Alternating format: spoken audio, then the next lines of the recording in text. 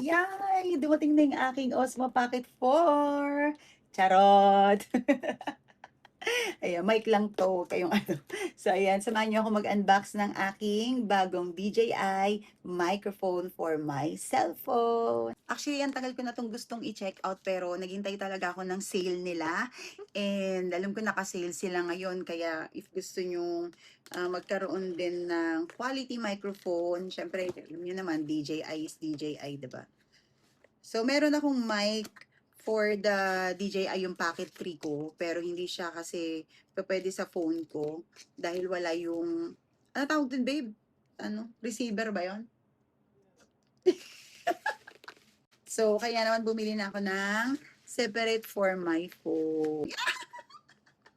Oh my gosh.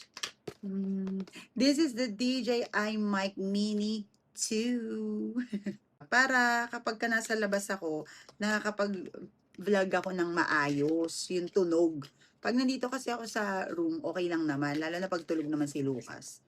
Pero pag sa labas kasi, hindi ako makapag-vlog ng maayos. Kaya, ayan.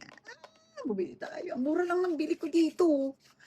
Grabe. Naka-sale sila at ang bilis lang naubos. Nakipag-unahan talaga ako. Kaya kapag ka nag-sale sila, mag-check out kayo kaagad.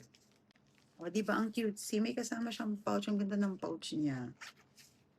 Gusto ko sana yung may mga kulay-kulay kaso maharly ka. So, pang phone ko lang naman. Di na.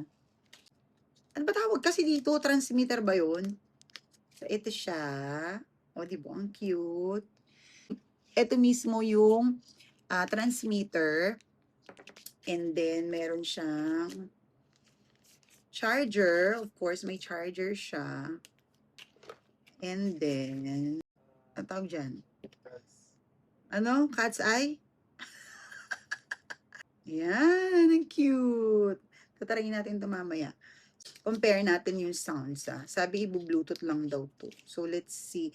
Ito yung, may clip siya. So, ididikit mo siya dito and then, igaganyan mo siya sa damit niyo. Oh, pak. O, diba? Ganyan lang. Bakit yung iba hinahawakan nila? Pwede naman pala i-clip. So, yan. Yan siya. Oh, nakaka-happy naman. Meron akong mic for my phone. So, let's try. Paano ba to? Kapareho lang din ba to ng isa ko?